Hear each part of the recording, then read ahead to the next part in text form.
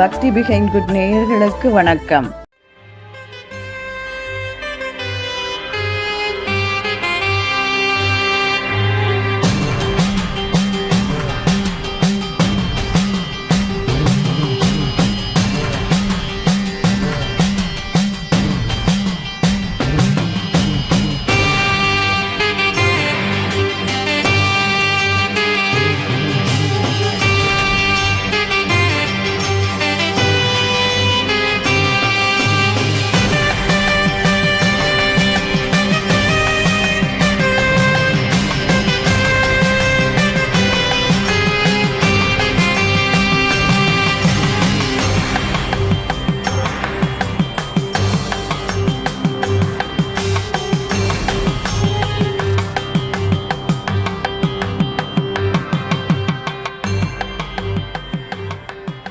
இன்று ஆருத்ரா தரிசனத்தை பற்றி ஒரு சிறப்பு பார்வை பார்க்கலாம்.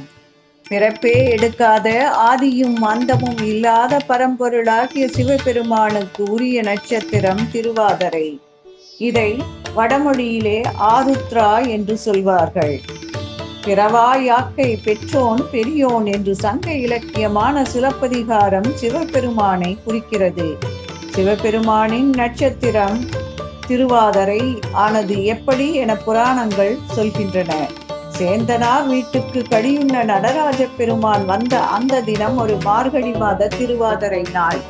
இதை உணர்த்தும் வகையிலே இன்றும் ஆதிரை நாளிலே தில்லை நடராஜ பெருமானுக்கு கடி படைக்கப்படுகிறது. இதனால் சிவபெருமானின் நட்சத்திரம் திருவாதிரை ஆனது. ஒரு காலத்திலே திரேதாயுகா என்ற பெண் பார்வதி தேவியின் தீவிர பக்தியாக இருந்தாள். திரேதாயுகாவுக்கு திருமணம் நடந்தது. அக்காலத்தில் திருமணமான 4வது நாளில் தான் சாந்தி முகூர்த்தம் நடக்கும். ஆனால் திருமணமான 3வது நாளிலேயே திரேதாயுகாவின் கணவன் இறந்து விட்டான்.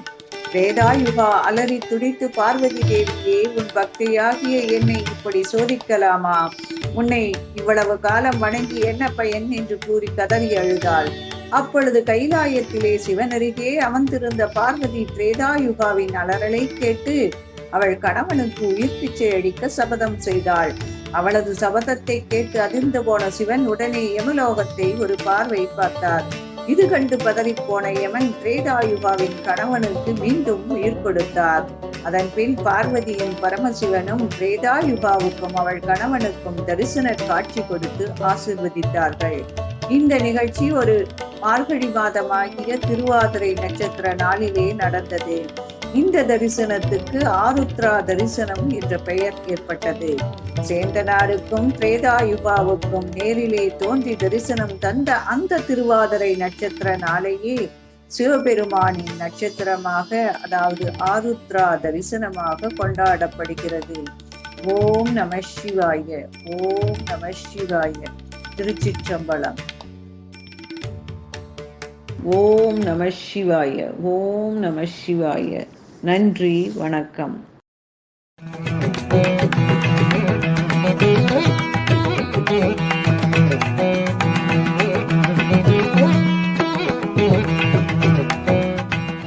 இந்த வீடியோ உங்களுக்கு பிடிச்சிருந்தா லைக் பண்ணுங்க, ஷேர் பண்ணுங்க, கமெண்ட் பண்ணுங்க, மறக்காம சப்ஸ்கிரைப் பண்ணிடுங்க. அந்த பெல் பட்டனையும் கிளிக் பண்ணிடுங்க.